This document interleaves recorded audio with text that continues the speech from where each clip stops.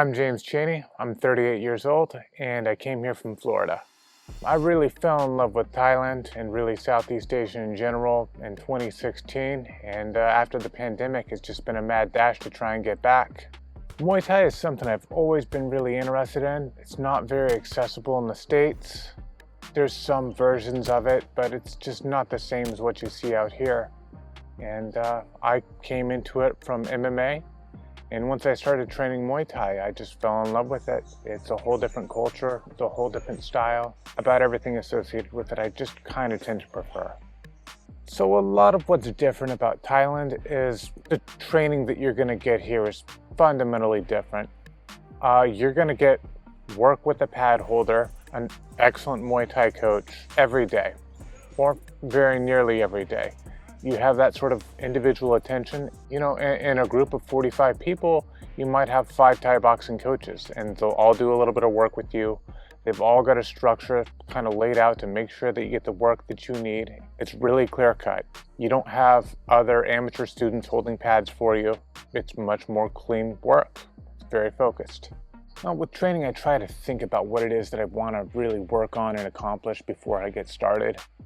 I'm a little ADHD, so I can lose focus pretty quick, but if I go over in my head what I want to do beforehand and I can keep some little focal point, maybe the right kick, maybe a combination, maybe my defense, a counter, balance, something like this, just a little something to hold on to before the training session, that makes all the difference. I think about that when I'm doing my run, I think about that when I'm skipping rope, and by the time we get around to sparring or pad work, I've already put enough work into it that I kind of know where I'm at. I've oriented myself. And then usually I do a good amount of pad work and bag work, or around 8 or 9 sparring rounds, about 4 or 5 minutes apiece.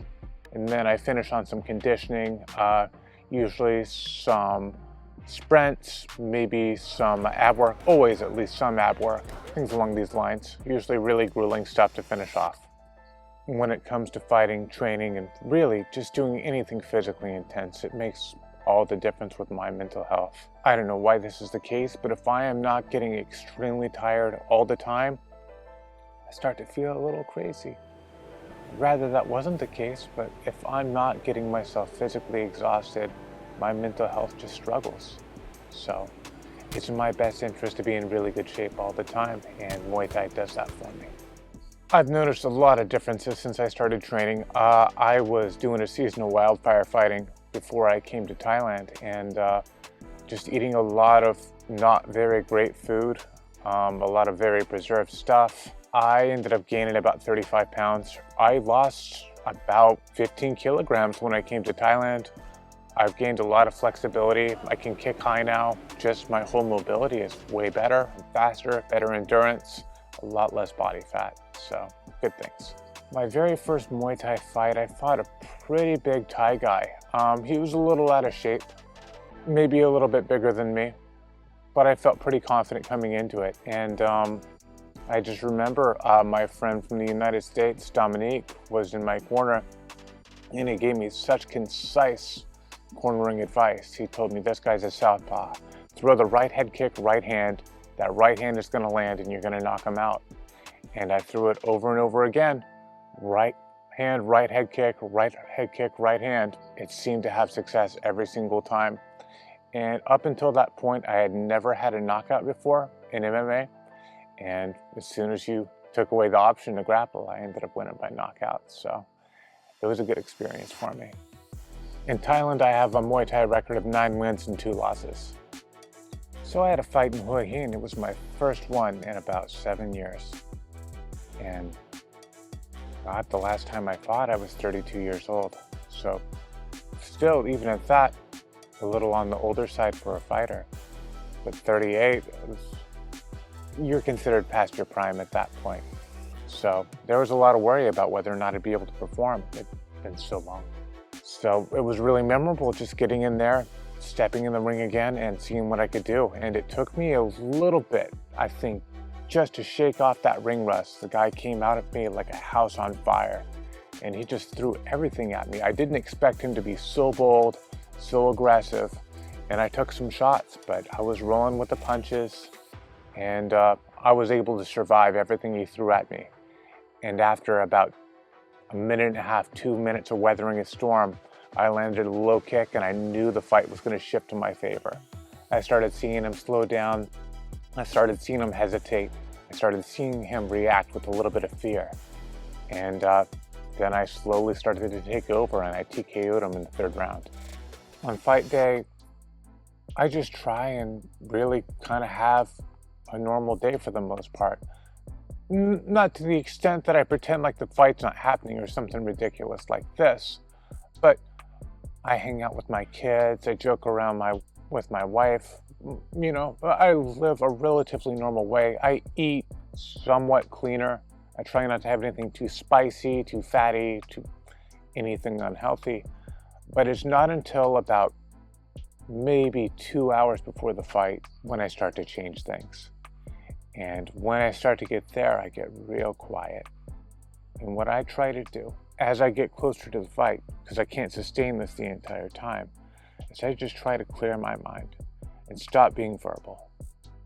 I start thinking about things with actions only. Try to really clear my mind and only hear my coach's voices. That's my big thing, and I think that's when I'm most successful, is when I stop thinking about so much, stop worrying about outcomes, and I only think about the next moment. So I've broken my hand 3 times. If you look at this here, this knuckle is actually missing and got pushed back into here. This one right here has a metal piece inside of it. You can still see the scar. I don't know if it comes up. There's a little scar right here too. 3 times this hand. My last fight, I fought a smaller guy. He was very brave to even step up. He kicked me in the elbow with a right kick. It was about the only effective thing he did the whole fight. I think he might have broken my elbow. I'm gonna have to have it looked at by a doctor. I had a fight in 2014 where the guy did a side kick into the side of my knee and blew out my ACL and MCL.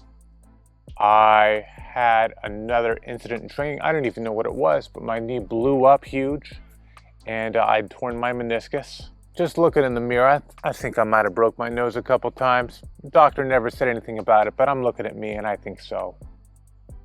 My first impression coming to Thailand, I thought that it was going to be maybe somewhat similar to somewhere I'd been on the west coast of the United States, California, Nevada, something like this, just in terms of being hot, but it's a totally different experience in terms of just the humidity and the thickness in the air, and it's really, really, really beautiful.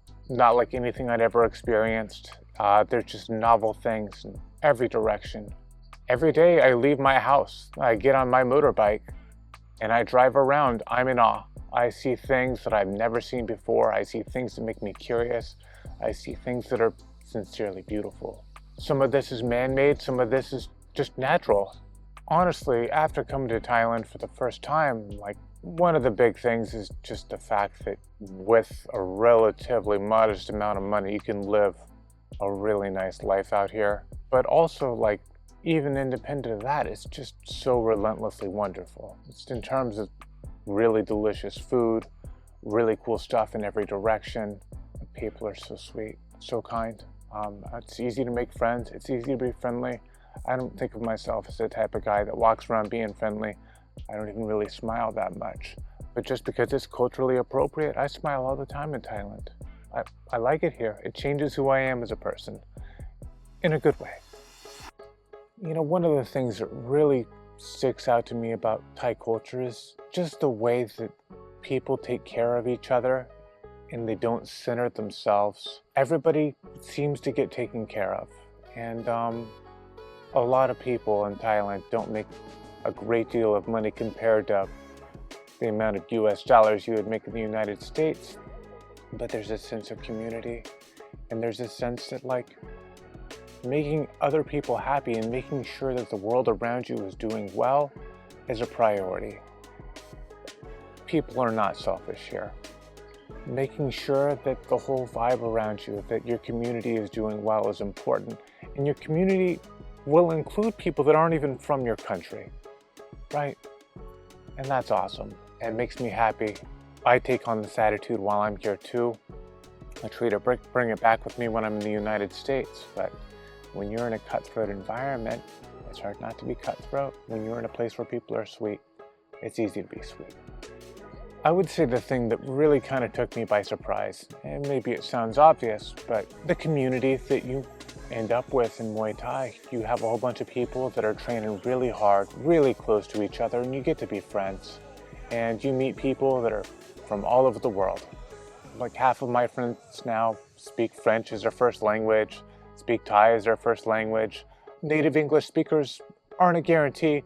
Everybody tends to speak at least some English, but I have a lot of international friends now, and just having all sorts of friends from all sorts of places is really cool. It's a nice benefit, and I really enjoy just meeting people through Muay Thai. I love training, and I love the fighter's lifestyle. I'm at a point now where at 38 years old, I've destroyed both of my knees. I've broken my right hand 3 times. I have really damaged my body quite a bit over the years, and I know that I've got some miles on me. So at this point, I'm just trying to enjoy this and do as much as I can before I'm a little too old to do it anymore. I love it, and I'm just trying to make the most of it while this body I got is still holding up for it. I think that Muay Thai is something I'd like to have as a part of my life, long term for sure, until the wheels fall off. I think that the way that I live my life is extreme enough that there'll be a point where I have some limitations as a result of kind of riding my body a little too hard. But I want to do Muay Thai as long as I can. In Thailand, I wake up, I ride around on my motorcycle, and I see things just make my heart sing every single day. I don't have a lot of bad days here. But even when I do, I'll go out, I'll ride around, and I'll experience things in such a way where I get curious. I feel wonder. It's not something I do a lot. Sometimes I'll go months at a time, working miserable jobs, making just enough to get by. And I'll think to myself, at these moments where I'm kind of happy, where it's like, wow, I'm actually curious about something and experiencing wonder for the first time in 3 months. It ain't that way here. I have good days all the time. If someone from back home was thinking about coming here to train, I would tell them that at the minimum, stay here a month. If you can do 6 weeks or even longer than that, all the better. But get your time in. The thing about training martial arts is it's more like building a fire than it is stacking blocks or something like this. You don't just make progress and then come back to it later and have the same situation as before. You got to have focused attention over a sustained period of time to make real lasting gains. And God, I think that training 1 month of Muay Thai here, I mean, and not to be too numerical about it, but it's at least 3 or 4 back in the States. Just the amount of focus that you get out here is so much more, so much better. I would say invest as much time as you can. So for me, next steps is really just kind of looking and seeing what kind of opportunities come my way. I'm looking at doing a tournament in the next couple months. And beyond my visa, I might renew and do another education visa and stay here another year, if possible.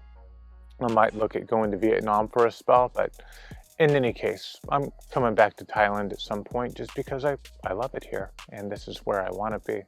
Southeast Asia is wonderful in various different parts, and I'd like to explore it more, but Thailand will always have a special place in my heart.